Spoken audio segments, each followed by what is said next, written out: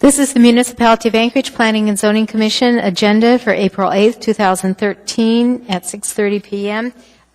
May I please have the roll call? Connie Yoshimura, Here. Stacy Dean, Here. Terry Parks, Here. Dana Pruz, Here. Peter Mulcahy, Yes, ma'am. James Ferguson, Here. Tyler Robinson, Here. John Spring.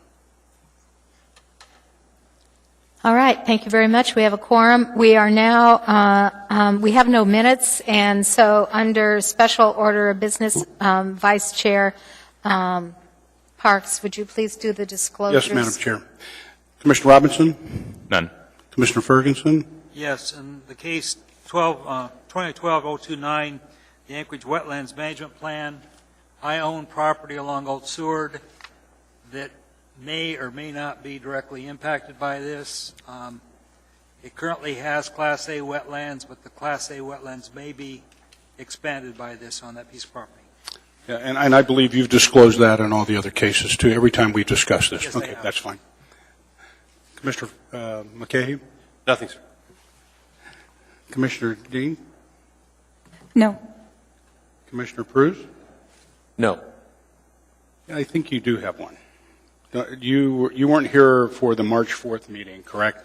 And be abstaining for the resolution? Yeah, I forgot about that one. Resolution 2013-010 and 011. Thank you, sir. Commissioner Yoshimura? Yes, in case 2012-029, I previously disclosed that I am a part owner in property that has wetlands. And you've disclosed that? Yes, I have. Okay. Thank you. And I also have some land that has some Class A wetlands that I've disclosed in previous meetings. All right, thank you very much. Commissioner Pruz, did you have a change for the agenda? I do. I'd like to propose that we advance item 5A to the top of the agenda, which is discussions of the standing committees and committee assignments. All right, thank you very much, and I think that also includes a discussion about pre-application rosters and long-range planning policies and procedures, as was previously discussed. Yeah. Okay. All right, so the first item that we would like to spend some time on is discussing committee assignments. I'm sorry, I just need a motion, and if there's no objection, we can move it. Okay. So that's Mr. Pruz's motion, seconded by Commissioner Ferguson. Is there any objection to the change in the agenda? All right, thank you very much. So what I would like to do, we had a brief discussion a few weeks ago about the various committee assignments, and most of us, I think, if I recall correctly, felt that those assignments were out of date to a certain extent, and so I would like to poll the commissioners in terms of asking them what they think are appropriate assignments for the future. And let's just go right down the row. So guess what, Tyler? You're up. Where is the list that we're working from? Well, I don't know where the list is, actually. It's not on the agenda. Madam Chair, you deleted all the committees a couple weeks ago, so we removed them. Well, thank you very much, Erica. And So I realize now it might have then been slightly premature, but that premature. was Right. what happened. So If you could, I'm sure you can recall what those assignments, committee assignments, not the people, but what the committees were. Can you do that for us? AMATs, maybe? I certainly won't be able to come up with all of them, but Okay. AMATS, Title 21, school site selections. Oh, Carol has an old list. All right, Wonderful. great, thanks. Okay, AMATS, school site selection, citizens air quality, airport master plan, parks planning, Title 21, capital improvement, Alaska Railroad policy, Midtown District Plan, West Anchorage District Plan, Anchorage School District Capital Request Advisory Committee, and Government Hill Neighborhood Plan. All right, thank you very much. So there you go, Tyler. Well, for starters, I would recommend that we get rid of Midtown West and Government Hill neighborhood plans. Okay? I think that as I, sort of look at the list, frankly, a lot of them, I don't necessarily see the need to have a special committee assignment. There are things that come up, when they come, for example, a school site selection comes up, I think we can sort of engage on that unless there's some special effort going on and we're invited or invite ourselves to participate. But I think what I'm probably more interested in is some of the topical ones that we've discussed, whether potentially a need to, I'm not sure, be some kind of sounding board or somehow involved in Title 21 as we sort of, trying to understand what that process is. If it's just going to the assembly and not through us, I guess I don't know what the role would be. But I do have an interest in being involved in design criteria manual or other sort of development approval processes that sort of go beyond zoning. So whatever that effort takes shape, I would have an interest in participating. All right, thank you very much. Commissioner Ferguson. Okay, I'd be interested in Title 21, obviously. I think we should have a group working with the long-range plans. We seem to have reoccurring issues there, and I think if we had a select group working with planning staff, it would help. I had streamlining the permitting process, a committee working towards trying to see what the bumps are from both sides of the road and trying to make the permitting process as efficient on both sides as we could. And then also, I understand the design criteria manual and others may be coming our way. All right, thank you very much. Commissioner Mulcahy? I think I'm pretty much on line with what Jim just said. I think that obviously we need a committee to keep tracking changes to Title 21, working with the Long-Range Planning Committee, Design Criteria Manual, and I'm not sure what we call that other group, the Community Development Permitting, something to look at. How do we make the Planning and Zoning Department more efficient, more community friendly? I don't know what to call that committee. Right, I don't either. But, all right, thank you very much. Commissioner Parks? Well, as I look through these, I think AMATS is important that we be involved in that, at least someone on this commission. Title 21 certainly I think is important. The airport master plan, I think as it becomes more to the front, I think it's something that we need to be involved in. I think there's a couple in this commission that would like to be involved in the airport master plan. I would be one of those. Air quality, I'm not sure that we have those issues any longer that we've had in the past. That may be something that we take up if it comes around. And I also would like to have some kind of input from this commission in the early part of the RFP for the district plans that we've seen. I think it would be nice if our words were heard sooner rather than later from the standpoint of the experience that we have on this commission. Excuse me. I think that would be helpful maybe for the RFP portion of it, and that's all. All right, thank you very much. Commissioner Pruz? I think everything was said on my behalf, so I'm good. Well, I'm keeping score here, so I need you to be more specific. So, Title 21? Yes? As I said, yes, Yes, Title 21. yes. Design criteria manual? Yeah, design. I also think AMATS is important. I also think airport master plan is important. Okay. And that's good. All right, thank you very much. Ms. Dean? I was reading some old emails and came across one that actually asked us to look at the RFP process for plans and getting plans or things requested, and the overall long-range planning process for plans and what's in the determination of what goes in what order. Okay. Anything else from you? Streamlining the permit process also did come up in some of our discussions. I think Jim Ferguson brought that one up. Okay, That was interesting. all right, thank you. Commissioner Peruz, did you have something? I just want to make a comment about Stacy's comment about the RFP process. One of the common themes that I tend to see happening is that sometimes when we get we're getting the result, or now we're getting a little bit of what I call pre-RFP, not pre-RFP, but post-RFP sounding from the selected organization to do the proposal or do the study, some input. But I don't. A lot of the questions that I seem to have, or many of us on the commission has to do that it's not in the RFP. And so what we find that's valuable to us, or should be weighted a little bit more, is not in their preview.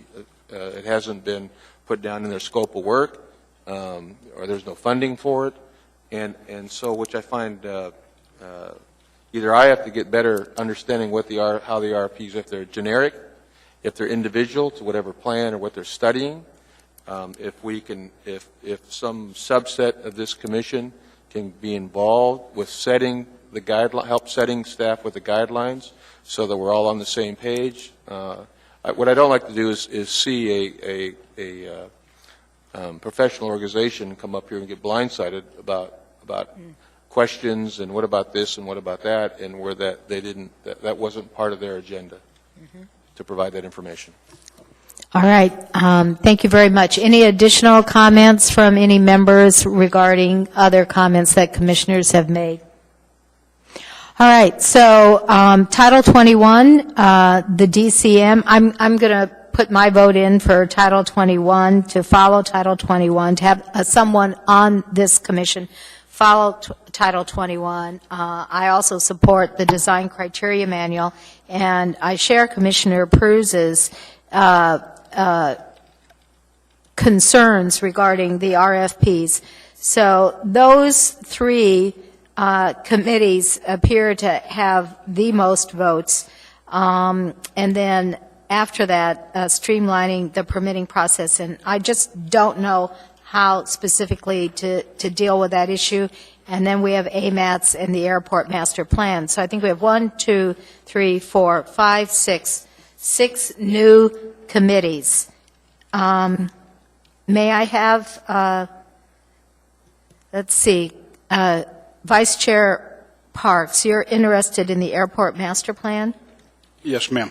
Okay. And Peruz? Yeah, we're already doing a master plan. I'm already, Okay. The airport put me on their task force to do it. I'll be happy to let Commissioner Parks take my spot if he wants to Well, go to the meetings. There is no reason why two people can't be on the committee. Ms. Dean? I'm on the Merrill Field Master Plan.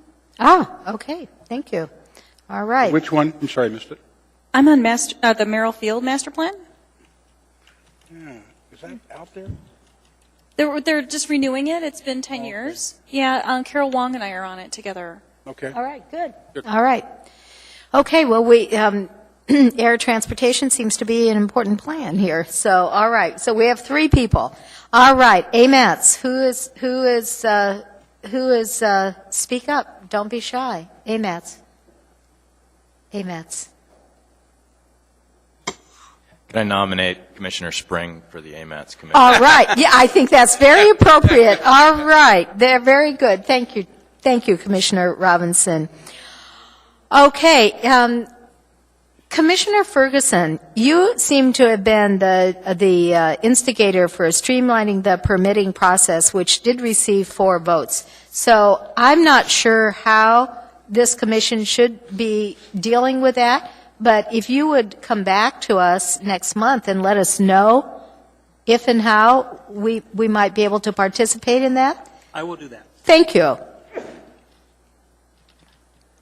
All right, so now we have the ones with the most votes, the Title 21 role. And Tyler, you've been involved in Title 21 for how many years now? Is this a trick question? No, no.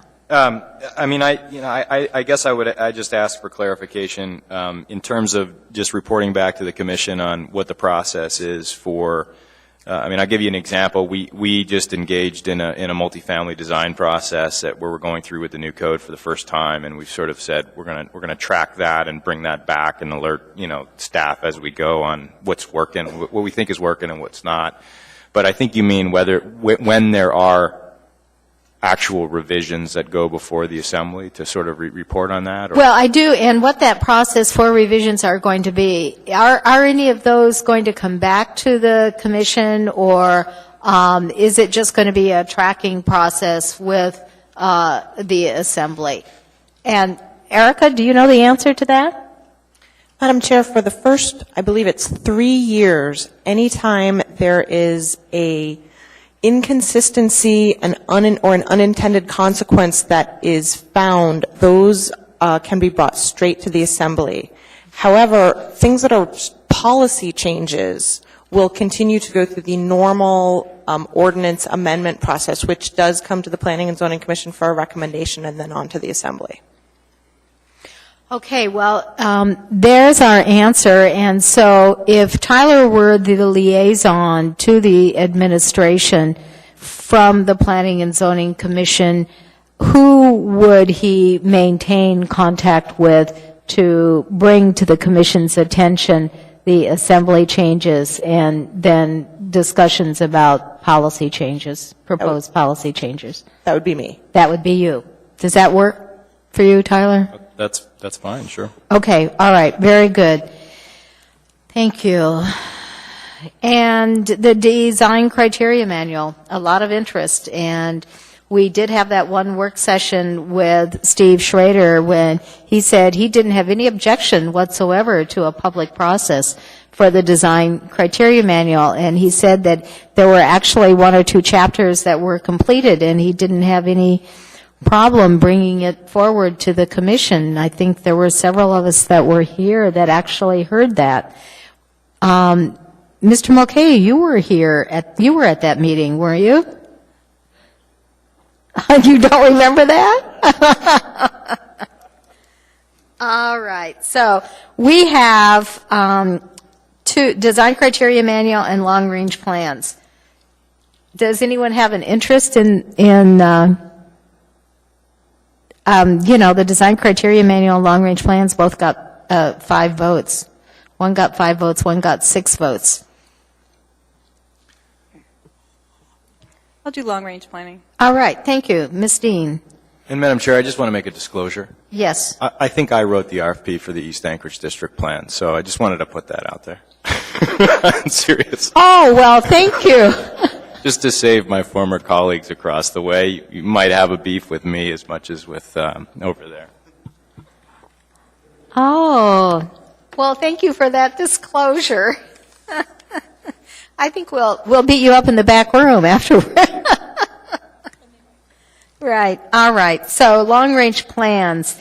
And so this would, I would be happy to work with you on that as sort of a liaison to sort of see what's coming and what the policies and procedures are going to be for plans. And then we have the design criteria manual, which I know Mr. Ferguson has a great deal of interest in, and so does Mr. Mulcahy, because I know that he spoke to the design criteria manual, about the design criteria manual several times while he was recently campaigning. Did I really? Yeah, you did. I think Jim would be. You the lead on that? Actually, oh, okay, streamline, yeah, community development. Oh, that's right, you're already leading community development. Actually, I'm actually better suited for AMATs. I don't hate to let John off the hook since he's not here, but I've worked Okay. AMATs off and on for several years.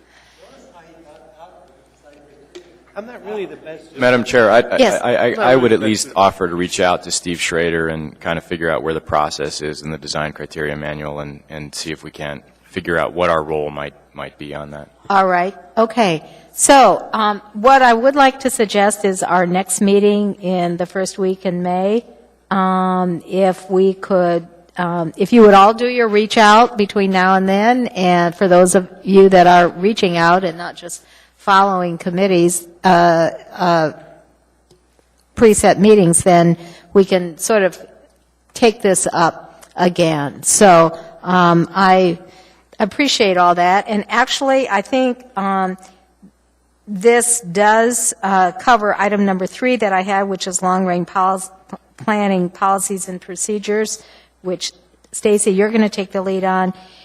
And then a discussion here for just a moment on current pre-application rosters. I've been on this commission for 4 years, and I guess my comment is directed not only to commissioners, but to staff as well. And it seems that there's a pattern that is emerging in the current planning section that, aside from a couple of instances, we, when it comes to rezones, we only get cases that are approved by staff. And over the last 6 months, I have received 2 telephone calls about potential rezones, and I don't know very much information, because after they blurt out what it is they're calling about, I tell them, I can't discuss it with them.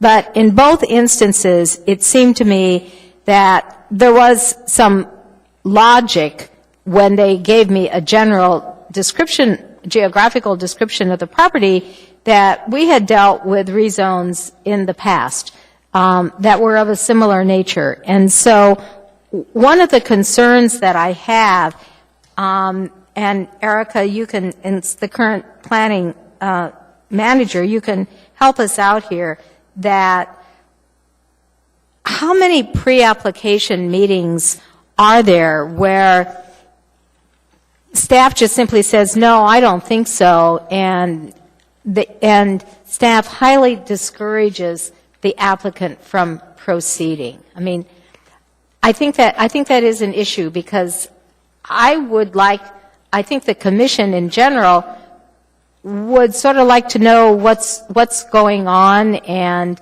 really if there are decisions that need to be made at the Planning and Zoning Commission level. Thank you, Madam Chair. We get regular, although I wouldn't say super frequent, but regular inquiries from people coming in or calling and asking to come in and speak about rezonings. And we don't usually call them pre-application. Usually the person who comes in says, I just want to talk about it. So it's not usually a formal pre-application meeting. And we get information on what their thoughts are, and we review all of our adopted plans and policies that have a bearing on that particular situation. The person or persons come in, and we review those adopted plans and policies with them. We never tell them, no, you can't do this. If they want to spend thousands of dollars to come in and bring their application forward, we'll take it. But we want them to have a clear picture before they do choose to spend that money of whether or not that is something that meets the plans and policies, the adopted plans and policies of the municipality. So there are times when their ideas do not meet the adopted plans and policies, and thus I have to say we are discouraging. We would be writing a case where we would be recommending denial. But we never tell them they can't apply. In the 8-9 months that I've been in this position, I clearly remember one time that we were, I would say 2 to 3 times it may have come in where we indicated that what they were proposing was not consistent with adopted plans and policies. There are so many adopted plans and policies, and, they all seem a bit subject to interpretation at some point in time.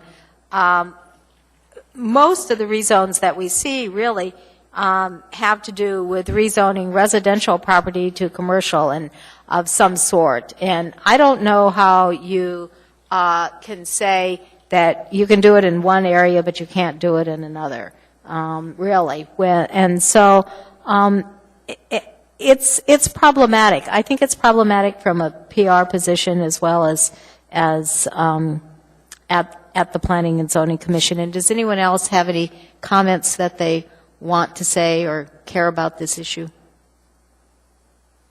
Well, Go ahead. I guess I would just comment on, I use staff a fair amount as a sounding board. Whether I can't remember the last time it's been related to a rezoning, but whether it's related to a variance or a subdivision or a conditional use, and I do sort of feel them out related to, you know, knowing that they're not going to tell me whether I'm going to get it or not, but just have them, because I think that's what they're there for, to help me get to maybe my decision point a little bit faster than if I were just on my own. So, you know, again, I don't have it specific to the rezone, but I do use it in a similar fashion, do I think, and I can say there may have been times that are perceived as them discouraging me, and that's kind of what I'm seeking is, you know, this is kind of what I'm thinking. What would I have to do to get there?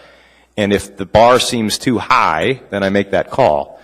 I don't have a problem with that. In fact, I think that's what they're there for. Okay. Any other comment? Terry? Well, you know, I have a similar experience of Mr. Robinson. I think it's good that they do that because it saves you money. I had a project several years ago that I went and they discouraged me from, and I'm glad they did in hindsight because it would have been a disaster. But I think it's kind of the responsibility because of the experts. However, it would be nice to at least maybe keep track of those to see how many of those, because in our case we're relatively sophisticated. No, we hire sophisticated people. That's probably a better way to look at it from that standpoint. And when they said it was unlikely, it's probably unlikely after they go and talk to someone. So not a lot of people can afford that, and they may be discouraged quicker than maybe someone like I am. I don't know where the even ground is. Probably not so much on big commercial tracks, but probably on the individual small users, there could be some issues like that. They get discouraged very quickly or misinterpret what is being said. You know, to the end, it would be nice to see, just because I just don't know. It's a lack of knowledge. Okay, thank you. Any other comments? Ms. Dean? I get a lot of calls from the general public wanting to put additions on their homes or do different projects. Sometimes they require a variance or a rezone potentially or something like that. And in the past, my general rule of thumb was to give out Alfred Barrett's number and ask them to give him a call, and a lot of people did. And I think he was able to do kind of a code review type situation. And I know I've referred people that wanted to do tenant improvements and weren't quite sure if they were zoned correctly. And I referred to, used Alfred in those situations too. And I do think it is a service necessary, but the accuracy is my only concern. Okay. That people are not being given the wrong information. All right. Thank you very much. All right. Well, I think this has been a good discussion and might be something that we can continue at the director's lunch on Wednesday. So thank you very much. Let's move on to item D for the consent agenda. May I have Ms. Commissioner Parks? Madam Chair, I'd like to make a motion that we approve the consent agenda as written, 1A, B, and C. All right, that's been seconded by Commissioner Mulcahy. Is there objection? Seeing and hearing none, that motion is approved. There are no other items on the consent agenda, so we're moving on to E, unfinished business and actions of public hearings. This is case 2012-029, the Municipality of Anchorage element of the comprehensive plan. The public hearing is closed. Thank you. Commissioner Parks. Yes, Madam Chair, I'd like to put a motion on the floor, at least for discussion. I would make a motion that we accept the plan as written with a couple of exceptions that need to be made and brought back to us on the consent agenda, which is removing the D and P annotation that they've made on all the charts and all the wording throughout the document. And along with that, I would like to see a tracking for us on a quarterly basis on items that have been changed from their existing wetlands designation to something either being removed or put on the wetlands, to see if on the wetlands either A, B, or C. All right. Thank you very much. Is there a second to that motion? Commissioner Ferguson, do you have a comment? I would like as to well? I'd like to speak to to the motion a little bit. One, I do appreciate the comments that were prepared. In this latest round, you have answered a lot of my questions with the C and D and E wetlands, or the DNP? DNP wetlands.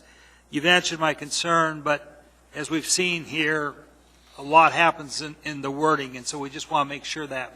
But I do appreciate the time that went into that, because I know when it first started, we were quite a ways apart. And the second part on the mismapping is a concern of mine, and I don't really know how big of an issue it is. You give one vocal person who has an issue with mismapping, you can be led to believe there are hundreds of issues with mismapping when there was only one.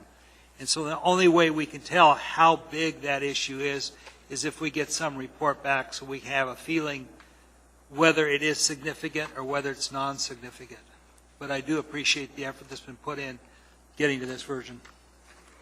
All right. I do have a question. So does this mean, Commissioner Parks, that basically you're asking for a rewrite of the plan to come back to the consent agenda that eliminates D and P and includes map changes?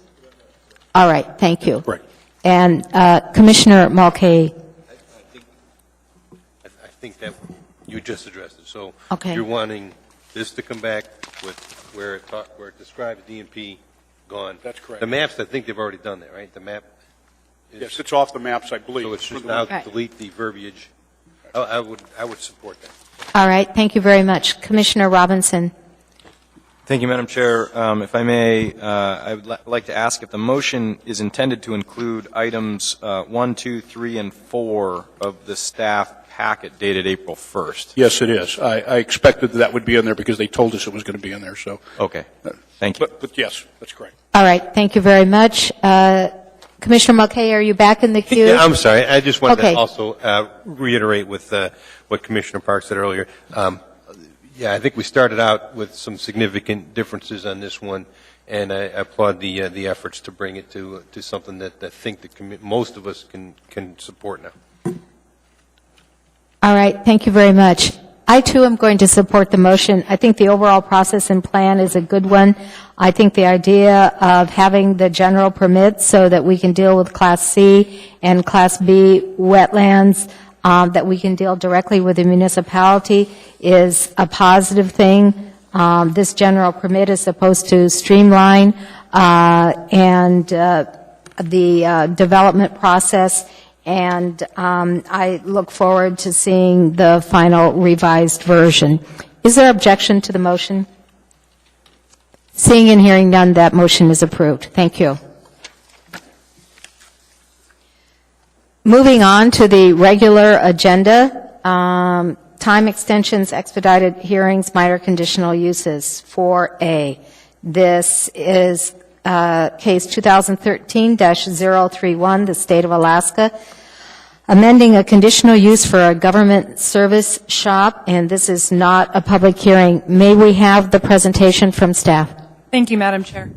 The Alaska Department of Transportation and Public Facilities is requesting a minor amendment to a de facto conditional use for a government service shop in the PLI district to allow for a 100 by 300 foot sand storage building and a 50 by 80 foot fabric storage structure. The sand storage building will enclose and heat the existing sand pile in order to reduce salt runoff as mandated by the EPA. I believe the Commission saw a similar one down in Girdwood a few months ago, and we'll have another one coming in soon for another location. So these are happening throughout the municipality. The proposed fabric structure will store communications equipment. Since this use predated zoning regulations for the area, it is considered a de facto conditional use. This action clarifies that the government service shop and maintenance yard conditional use designation applies only to the southern half of the site, as the northern half of the site is more of an office use. The southern half of the site is used for equipment maintenance, equipment staging, material staging, storage, and vehicular storage. The property is designated as public lands and institutions on the 1982 Anchorage Bowl Comprehensive Plan, and in the 1986 Tudor Road Public Lands and Institution Plan, it designated this site as a development site for the Department of Transportation. The proposal is in conformance with all of the mandatory development standards in the Tudor Road Plan. The amendment conforms to all the standards in the PLI district with respects to size, setback, lot coverage, height, and height. There is a 30-foot buffer on the south and 20-foot buffer on the east, making it compatible with the neighboring land uses, which are open space and snow storage. The department finds that this application meets the requirements for a general conditional use standards. There are no specific standards for a service shop or equipment storage yard. The proposal is in conformance with the comprehensive development plan. It is compatible with existing and planned land uses in the surrounding neighborhood, and it will not have a permanent negative impact substantially greater than that anticipated from permitted development. The department recommends approval subject to conditions 1 through 3 on page 5 of the staff report. Thank you very much. Are there any questions?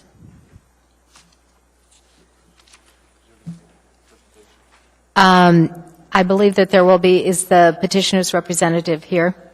Yes. All right. So this is not a public hearing, but would you please come forward?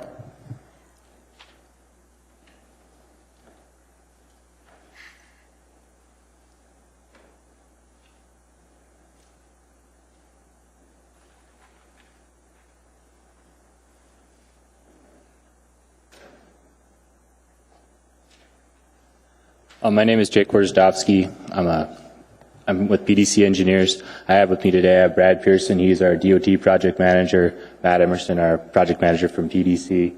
Brad Rinkley from HDL. He's here to discuss the fabric structure. And then our architect, Steve Henry. So our project that we're working on today is, the goal of the project is to reduce salt runoff from the site. It's part of an EPA mandate for all the sand storage facilities within the Anchorage municipality, and it's to bring these facilities into compliance with the MS4 permit. So the MS4 permit that we're working with right now was adopted in 2010, and in that permit, the DOT and MOA stated that they'd have these facilities covered within 4 years. So that date for having these facilities covered is February of 2014, so we're coming up on it. For the Anchorage site, we had a 100-foot by 300-foot structure, and it's going to go in the... We have a 100-foot by 300-foot structure that's 40 feet tall that'll just enclose the sand pile that's been on the site and has been historically associated with the use of this site.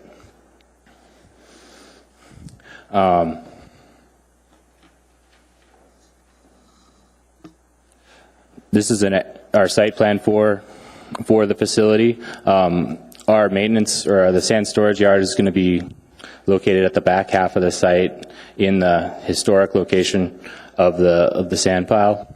So this is away from public view from both Tudor Road and from Dr. Martin Luther King Drive. And the DOT has had the sand pile located in this site since 1976. And I'm going to turn it over now to Brad Rinke with HDL to discuss the other building associated with this permit. My name is Brad Rinke. I'm the survey manager with Hattenberg, Dilley, and Linnell.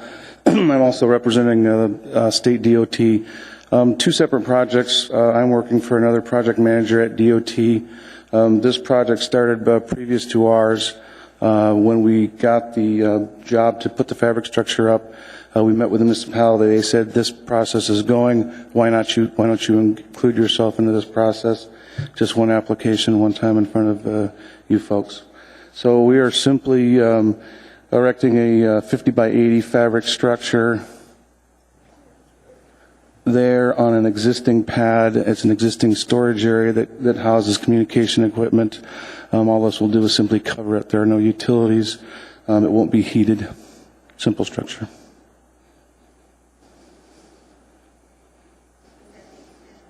Is that the extent of your presentation? You have if it is, you have 7 minutes and 24 seconds remaining. But we do have some questions from the commissioners, but that does not, is not part of your public testimony. Yeah, I believe we'll save that for rebuttal and answer any questions. All right, thank you very much. Commissioner Pruse. Thank you. I have a series of questions. You're going to store sand mixed with salt there in the building? Is that right? The facility, the current goal of the facility, it will be a heated facility. So when they put the facility in, they will just put playing sand in the facility, and then they will have a magnesium chloride set up outside to spray the material as it's loaded into the trucks to keep it from freezing into the trucks. So it's designed to reduce the use of salt at the site. Okay, so I'm confused. Did I hear you wrong? I thought this building was supposed to be for salt, so that you wouldn't get salt runoff. To reduce, well, currently at the DOT site, the sand is mixed with about 6% salt to prevent it from freezing in the winter months. Right. So this building will enclose and heat that pile and make the use of salt in the sand no longer required for preventing it from freezing. So right now you mix it outside. Yes. Right. Yes. And you're mixing solid salt, not a liquid. Yes, we're mixing rock salt. I think they're using. Yeah, I think it's rock salt with the sand to prevent it from freezing. So you're going to change now to a liquid form. Is that right? On the salt? The sand inside the building will be untreated sand, or the plan is for it to be untreated sand. And then when it's loaded into the trucks, sometimes the trucks drive for a ways before the sand is emptied. So they're going to switch to a magnesium chloride solution to prevent the sand from freezing inside the trucks. Okay, so it's pure sand going in the building, Mm-hmm. and I assume it's being dumped in the building by some type of a vehicle. Yeah, it'll be dumped in Are you the. conveying it in? There'll be a conveyor, a mobile conveyor for the facility that'll load. And the loadout, if you've got the building, I just noticed that it's got closed in with a small overhead door at one end. I don't know what the other end looks like. So when the sand comes out of the building, there is going to be some apparatus that's going to be like a spray bar or something set up? It's exactly like a muni is now. Okay. You have to go. You want to talk? Yeah. The municipality of Anchorage currently has a similar facility, and if I may, outside of the building there's a magnesium chloride sprayer setup, and as you can see on the right-hand side of the photograph here, there's a tank and a little building on the outside of the building, and that's where the magnesium chloride sprayer frame will be located.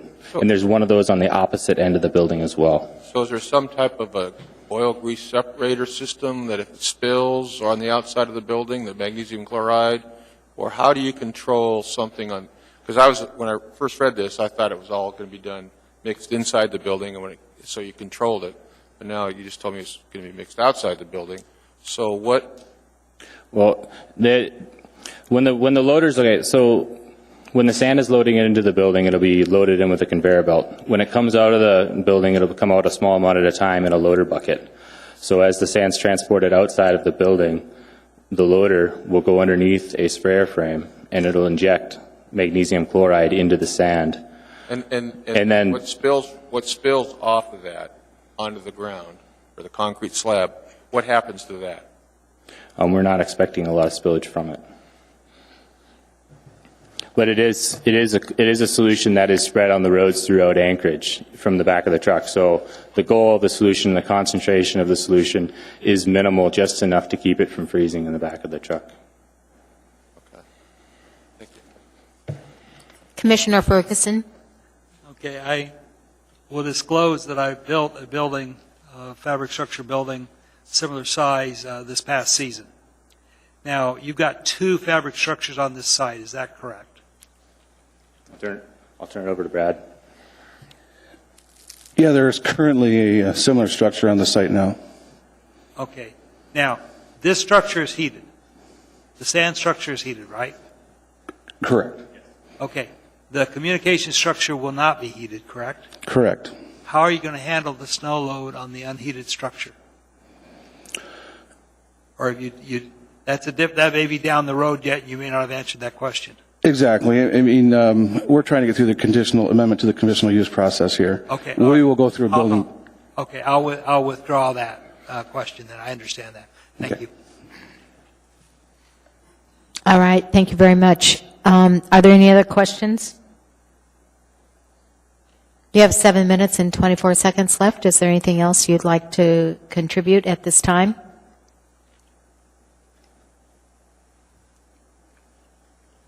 We have nothing further. All right, thank you very much. So, what is the wish of the commission in this matter? Commissioner Dean. In the matter of 2013-01031, the Alaska Department of Transportation Facilities minor amendment, I move to approve along with the 3 conditions on page 5. All right, and that we have a second from Commissioner Ferguson. Would you like to speak to your motion? I think it's a fairly simple, straightforward situation. There's a couple buildings that need to be built, and it's too bad they had to go through this process to build a couple buildings that shouldn't be a big deal. All right, thank you very much. Any other comments? Any objections? Seeing and hearing none, this motion is approved. Thank you, gentlemen. Moving on to public hearings, case 2013-030. The petitioner is the Anchorage Water and Wastewater Utility. May we have the staff presentation, please? Yes, this is a case involving a conditional use to allow AWU to install a permanent emergency generator for the existing pump station number 8.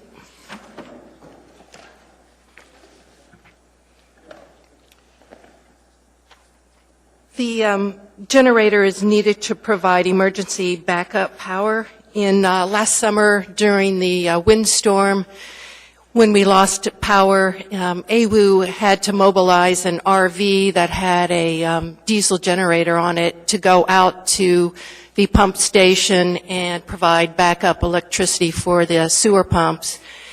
They incurred a lot of expense due to staff overtime and the cost of the fuels.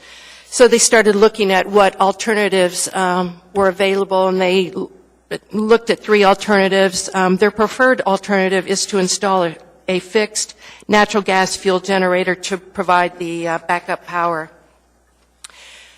Mr. Egelhofer with AWU and I went out to the site, and we noticed that there's quite a lot of pedestrian movement through there. Even there is a teenage boy pushing his bicycle through there. There's a lot. Looking at the amount of traffic through the snow there, it was obvious that that easement is used quite a lot for pedestrian movement. There are connecting trails out there. Mr. Egelhofer also offered to provide some landscaping on the property owner who lives to the south of the easement, but has been, I believe at this point, unable to contact the property owner. They've been out of town and I think just returned today. There is some issue regarding the noise that's going to be generated by the emergency generator. It will only be coming on once a month for testing, other than when it would have to come on during a power outage. Staff at DHHS did have some conditions because even with the sound attenuation cover around the generator, it still may exceed the noise ordinance. So AWU is going to look at that and see what their options are. The department recommends approval of the conditional use to allow the addition of the AWU emergency generator for existing pump station number 8 with the 5 conditions noted on page 6.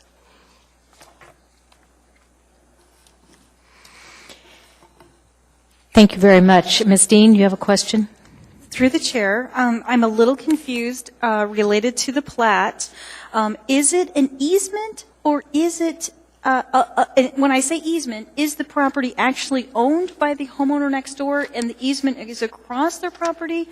Or is it really just a right-of-way that exists for AWW? That's a good question. It right away looked at this, and they were confused about it, and they researched that, and they had contact with AWU, and it turns out it is a 20-foot sewer easement. So it actually It technically... is, yeah. They're rare, but this is one instance where it is a sewer easement. So it's owned by 3967, address of 3967 or the address of 1460? Ms. Dean, I don't know who owns it. Mr. Egelhofer may know. Okay, it's just not very well drawn out on the map. I was just kind of curious. The other question I had was, is the property currently fenced? The easement? No, the property is not fenced. There's a gate at the front of it. You'll note that in the photographs. And then there's a fence that runs down through the backyards of all of the houses along there. Okay, and has any homeowners contacted the department regarding this? No, we've had no contact. Thank you. Commissioner Ferguson.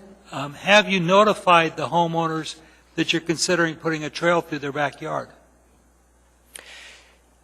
No, we have not notified any of the owners about the trail. It wouldn't be going through their backyard. It would be going through the 20-foot sewer easement.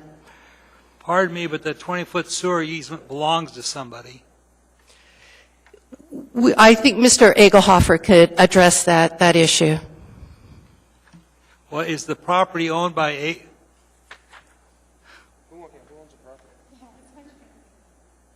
Who owns the piece of property? I believe AWU owns the property, but Mr. Egelhofer could better answer that question than I could. I am concerned that you notified the homeowners of the generator, which I think was fine and proper, but you did not notify anybody that you were going to put a trail through there. And I have no problem with the generator. I do have a problem with the trail. And I mean, I have as my neighbor a sewage pump station, so I'm familiar with the process there. But I am concerned that I don't think anybody was notified by the trail, about the trail. As I stated earlier, that easement is being used as a trail and has been for probably quite some time. There's a well-worn path through there. Still, we're dedicating a trail, and I believe that's more than a well-worn trail. Thank you. All right, thank you very much. Are there any other questions of staff before we open the public hearing? All right, so in regards to the public hearing, the procedure by which the public may speak to the Commission at its meetings is, after the staff presentation is completed on public hearing items, the Chair will ask for public testimony on the issue. Persons who wish to testify will follow the time limits established in the Commission Rules of Procedures. Petitioners, including all his/her representatives, collectively is 10 minutes. Part of this time may be reserved for rebuttal. Representatives of groups, community councils, PTAs, 5 minutes. If you are a representative of a group, please so state what group it is and your authorization to speak on behalf of the group, and individuals 3 minutes. When your testimony is complete, you may be asked questions by the Commission. You may only testify once on any issue unless questioned by the Commission. An individual may have appeal rights relating to any action the Planning and Zoning Commission takes. Appeals must be filed with the clerk's office within 20 days after the Planning and Zoning Commission's final decision. Any individual may request written findings from any commission decision within 7 days. Is there anyone here who wishes to testify? The petitioner's representative first. Thank you. Oh, good evening. My name is Kurt Egelhofer, Egelhofer. I am the Division Manager of Operations and Maintenance for the Anchorage Water and Wastewater Utility, and I have Mr. Stephen Nuss, who is the Capital Projects Program Manager for AWU. This wastewater pump station is located in a residential neighborhood of Geneva Woods. It serves 66 lots. It was originally platted in 1970, and I'm happy to say that Arlis Sturgielewski signed the plat, and it states on the plat that it is a AWU sewer right-of-way, or it's a sewer right-of-way. The easement is 20 feet wide by 126.5 feet long, and there are pictures of the location or diagrams in items 23 through 25 of your packet. The pumps are underground. The wet well, where the wastewater flows into it, is underground. It's stored there, and it's pumped to where it flows by gravity to our wastewater treatment plant. It was constructed in 1970. And the reason we're here is that the windstorm last fall put a lot of people out of power in Anchorage, and we had some people in AWU had some people in Eagle River who were without water for a couple of hours, but other than that, we provided service to all of our customers, and we did so by mobilizing a lot of generators and spending a lot of overtime to do that. So we identified this as one of the sites that we wanted to put in a permanent generator. However, it does create noise, and that's the issue that we're here before you. So the problem we had was we had to mobilize the generator. It had to be manned 24/7. It had to be refueled. It's noisy, difficult to move, and it presents problems with us if we were to spill any fuel. We considered three alternatives number one, to increase the wet well capacity, which really would be a shorter-term solution. There's only so large of a wet well that you can build to store sewage. So that's a very expensive alternative for us, and it really wouldn't solve a problem if we had a long-term power outage like we did during the windstorm. The second alternative was to install a fixed natural gas-powered generator, which is what we're proposing. And the third alternative is to continue to provide backup power by mobilizing a portable diesel generator. So that's our preferred alternative, to install a natural gas-powered generator. It meets our needs, and the footprint is about 4 feet wide by 8 feet long by about 5 feet tall. So it's about the size of this table, maybe a little bit taller is what we're talking about. It will create noise. We're anticipating that the generator will create between 65 and 69 decibels as measured 23 feet away. The noise ordinance has a limit of 60 decibels, and the variability depends on how much load is on the generator. If you're testing it and it doesn't have much load, it doesn't make a lot of noise, but if you're running it under full load, it makes a little more noise. We'll only run it during emergencies and 1 hour a month during business hours to test it, or no more than 1 hour. We did find one generator. CAT produces a generator that claims to operate between 54 and 60 decibels at 23 feet away. We've been trying to get a price out of them for the past 3 weeks, and finally at 5 o'clock this evening, I received a call from my expediter, and he said that the CAT generator is about 50% more than the other generators we're looking at that create slightly more noise.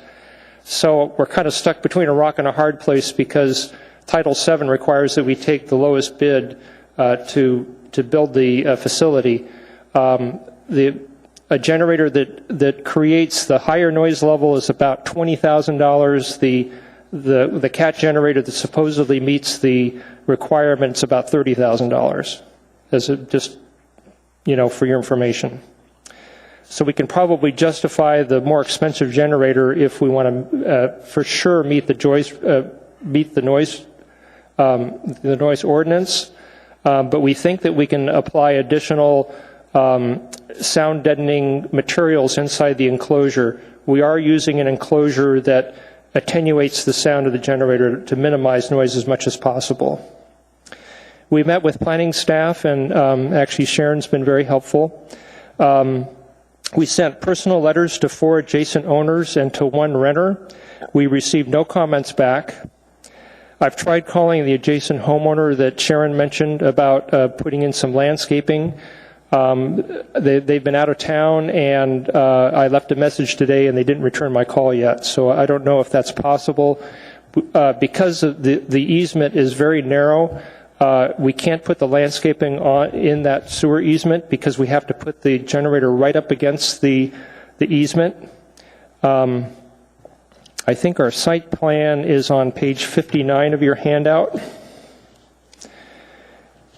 We did move the generator forward a little bit to give it a little bit of space so that the public could walk through there to the back of the easement, not the easement, I'm sorry, the right-of-way, and get into the trail system that's to the east of our facility. So that's why the generator was moved a little bit to the west. We initially had it closer to our control panel. So transportation planning section of the MOA requested a 10-foot walkway easement. AWU does not object to a walkway easement, but we feel that it's planning's responsibility to request that easement and to go through the public process. As one commissioner mentioned, we did not mention in our letter that we were putting in a walkway.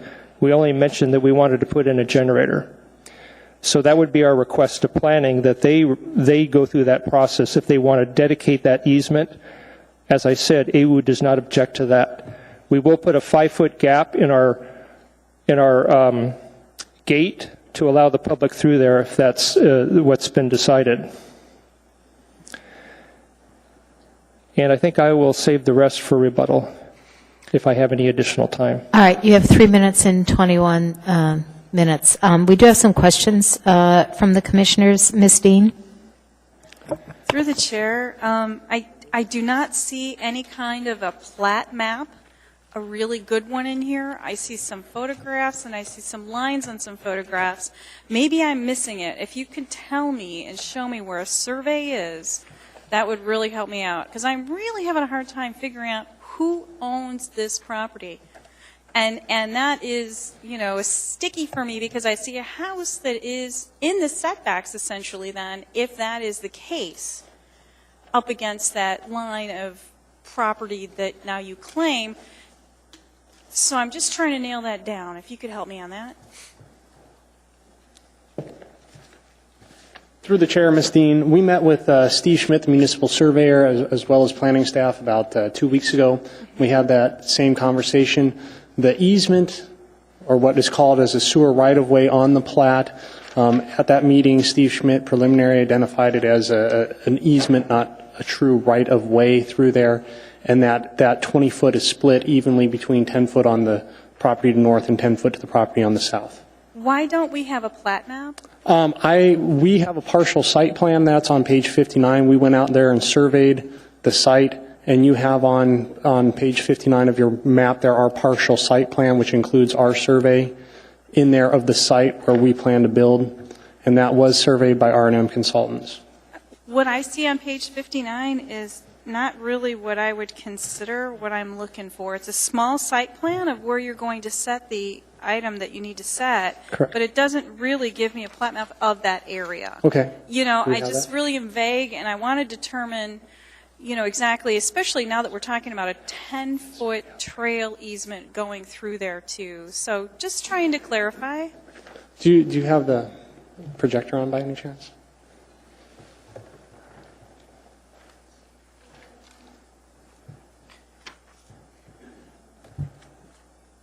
Maybe not. We do have a copy of the plat. Which is right up, right under the arm. There you go.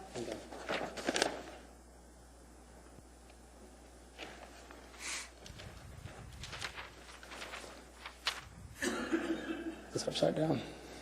I got to read it so they can see it. But we do have it. Want to zoom it in? Where is it? Sorry. Oh, I see it. Madam Chair, I also have a copy of the plat, if Sorry. Ms. Dean, you would like to see it.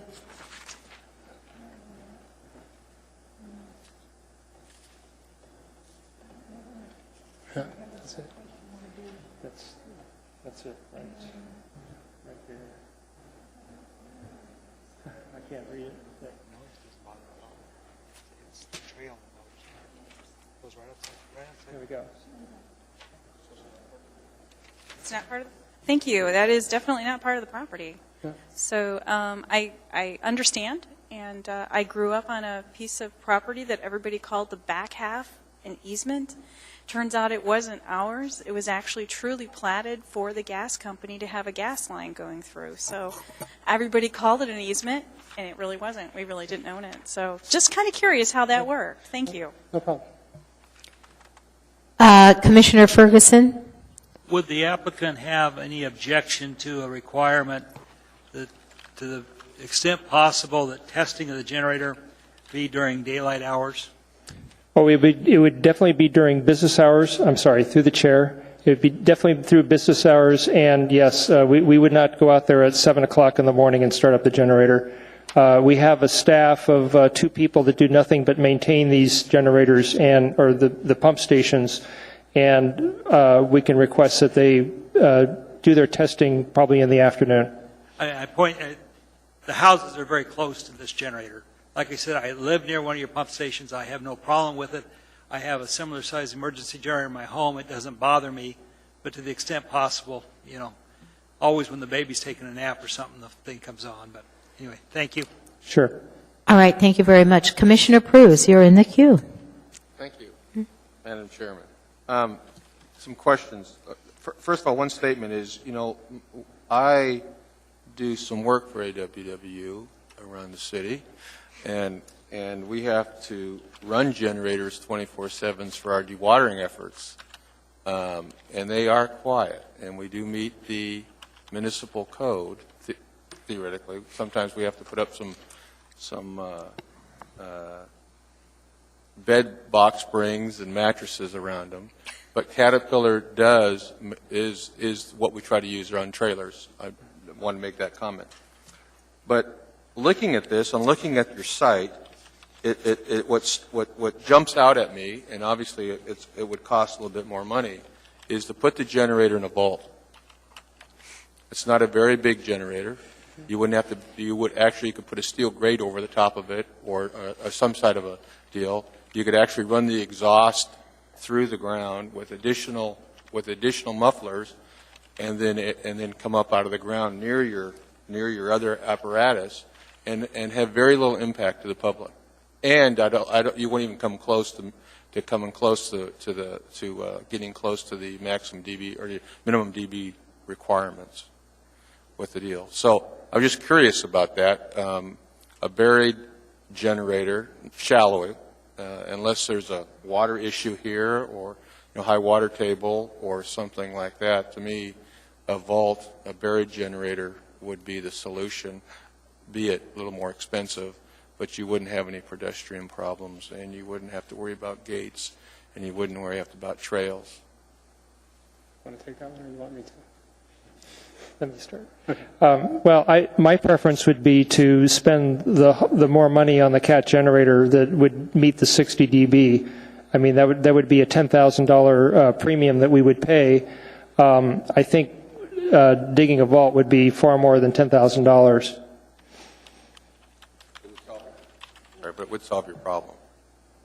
Yes, but when we, through the chair, Mr. Pruz, when we looked at this and evaluated it, we wanted to do the projects that had the least overall disturbance, and we felt that going in and putting a buried vault structure in there and the amount of work required to excavate, pour, do the construction in terms of the short-term disturbance and also long-term disturbance, we were worried about that. Also, with having the below-ground structure, we went into a higher level of engineering effort and design requirements than just having the above-ground structure and building a pad for that structure. So we were trying to minimize the overall project costs. Well, they make those vaults. They're very. I mean, the telephone companies and fiber optic companies. They're boilerplate. Get them all day long. You don't need to be engineered. You can get the cut sheets on them. Just a suggestion. But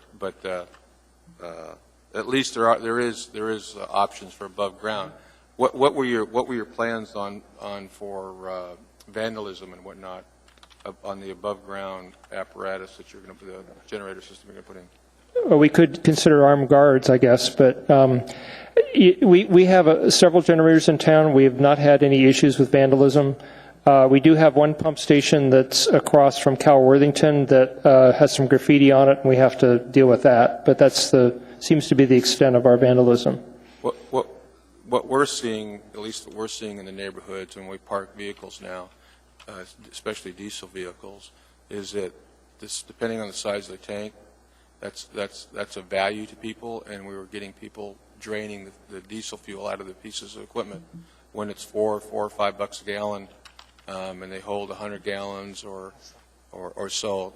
They can drain it very, very quickly. And I mean, even with locks, they take a quick bolt cutter and they cut the locks off it. And I don't know if you've seen that, but we're starting to see it more and more now in the neighborhoods.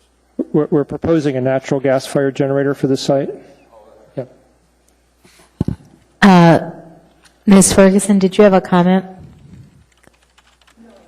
Not anymore. All right, thank you very much. Thank you for the plat. Commissioner Mulcahy. Yeah, first I'd encourage you to continue shopping. There are quiet generators out there. Second, I encourage you to make sure you've got your contract to import natural gas, because we're going to run out here real fast.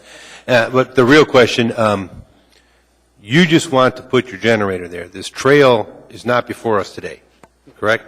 That's correct. You just want to put your generator. Someone else is talking about a trail that we'll see some other time in the future. And we do or not, may not. AWU does not object to a trail. Is that, you concur, staff? Yes, we had a meeting. I was there. Lori Skanke was there. Steve,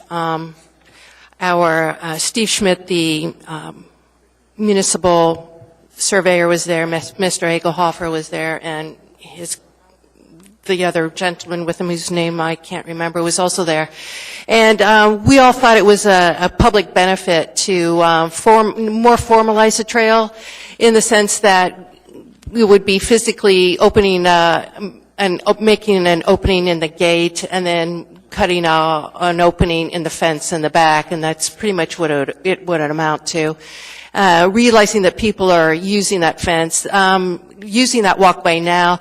The fence in the back has been damaged. It looked like a tree is falling on it sometime in the past, and so the fabric of the fence has been pulled back, and people are ducking under that railing at the top and are going back and forth through there as it is. Are there any other comments? Well, I have one comment. I'd like to say I'd build a couple of pump stations, but I actually didn't build them. I actually paid for them, and I had to put pretty little houses around them with, some landscaping and a roof and a door and all that sort of thing. And this is in a very upscale residential neighborhood. So it seems to me this might be a good opportunity to make this aesthetically a little more attractive. And if you're not going to bury it, maybe you could put a little house around it. Thank you. We appreciate the suggestion. On larger pump facilities, that's what we do. The smaller ones, we try to make as small as possible, and this is on the back property line. And if you look at the photographs, it's pretty hard to see. So I think a building would make it more visible than less visible. But we're willing to do the landscaping. You're willing to do the landscaping. I think the landscaping is a good idea if you can get a hold of the adjacent property owner. And I'm going to remember this the next time I have to come build a pump station or pay for a pump station. I don't know how to build it. It's not cat yellow, is it? No. We are on more of our, we're trying to go through the public process of requiring that generators be installed now at our pump stations. So I'm sorry, but that's an additional cost. Thank you. All right. Are there any other comments? All right. What is the wish of the commission? May I have a motion for approval, please? Oh, I have to open the public hearing, and there's no one here, so no one wishes to speak. So I'm going to, Mr. Ferguson, are you going to do the motion? All right. Okay. Well, I have to close the public hearing. Oh, rebuttal. You have 3 minutes and 21 seconds left. I would add on the painting. Just following on the comment on the painting, we have had similar projects like this recently. What's pump station 20? Where we have worked with the property owners, have painted it an aesthetically pleasing color at the desire of the property owners. It's not our intent to have big, bright, shiny, Coke cans out there, in people's yards. So we have painted things on one of the projects. We did paint it more of like a forest green, so it would blend in with the conifers that we did plant out there. And we do work with the property owners quite a bit on that. The other thing is because of the discussions here, I would recommend that the condition, I believe it's number 3, be rescinded as part of the approval process, if you would, the body so do. Commissioner Pruitt, you have a question? How about number 4? We're okay with number 4 because we don't object to the trail as well. So we're willing to put in the 5-foot gap to facilitate a trail. We just are not in a position to go and obtain the easement from the property owners for the construction of a trail. Okay.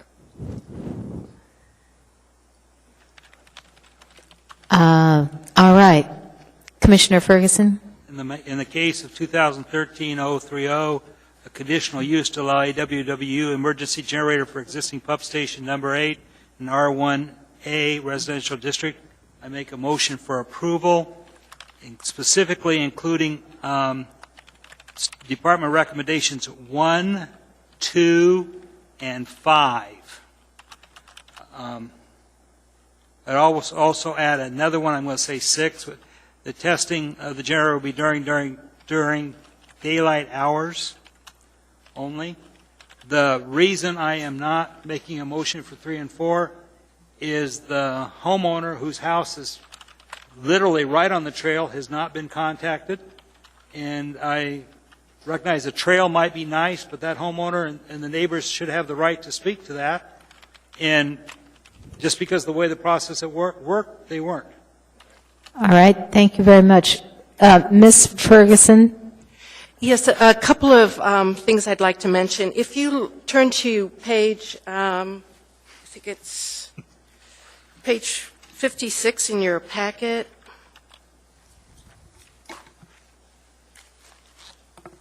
No, it's not 56. Let me find the right page.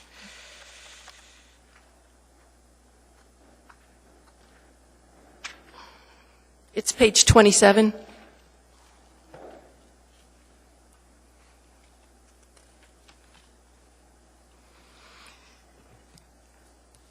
Where it says proposed location of 25 kilowatt emergency generator, that lot belongs to the Parks Department, and it connects, there's trails through that park piece, and if you're going south, it connects to a number of regional trails going down there. We looked at it on Google Maps and noted that it has wide-ranging connections through here, and that is why there's so much traffic that comes through that easement there. The other thing that we'd like you to, if you would consider, as AWU has no objection to it, is to consider rewording condition number 3 that would read, dedicate with the concurrence of the underlying property owner a 10-foot trail easement on the existing 20-foot AWU sewer easement. The underlying property owner is AWU, and my objection, I understand completely the trail connections,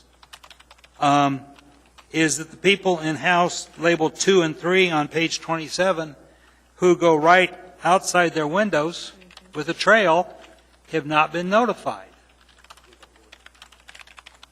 And so the underlying property owner is AWU. I believe that you want to put the trail on AWU's property. I have no objection if we can get, notify the owners and bring it back before us. But we have not had them notified. I believe AWU has stated that 10 foot on the north is owned by the owner to the north, and 10 foot of the 20 foot to the south is owned by the owner to the south. Wait a minute here. We have gone round and round. Is this an easement or is this a right-of-way? I believe it's an easement. Right-of-way.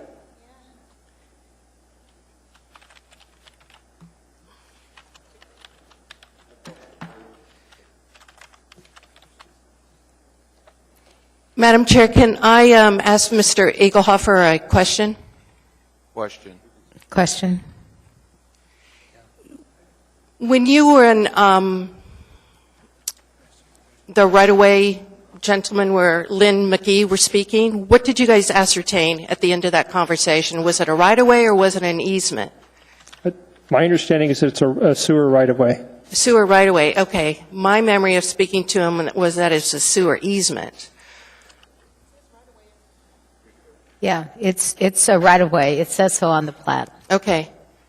So right-of-way, would that indicate that, who would be the ownership then, Mr. Egelhofer?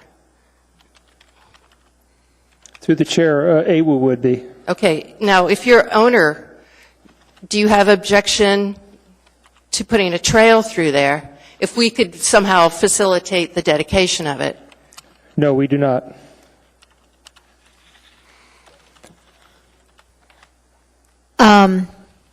Commissioner Ferguson, the question has been called.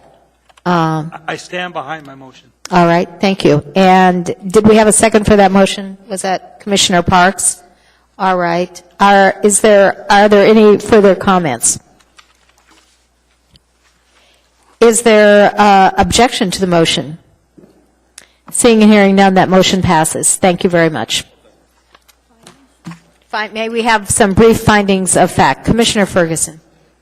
I believe the generator serves an important purpose. I believe the applicant has shown an attempt to comply with the regulations, and it should be allowed.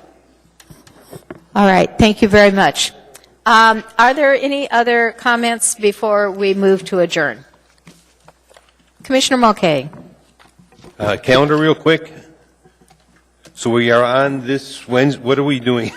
We're on this Wednesday. What are we doing? Wednesday at noon, we are having our meeting with the director that was postponed from this. Elmore? Yes. Elmore at noon on Wednesday. And then the webinar on Saturday, do we have to be at Elmore? Can we participate from any laptop with Wi-Fi, or what's the? No, that's at Elmore. We have to be at Elmore at 6 o'clock in the morning. 6 o'clock in the morning. I don't think Elmore training exists room. at 6 o'clock in the morning. It's awful early. How many people are planning to attend the webinar at 6 o'clock in the morning?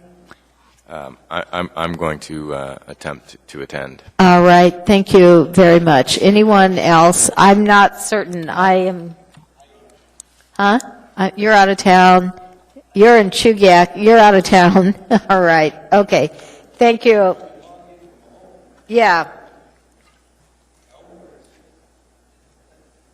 Yeah.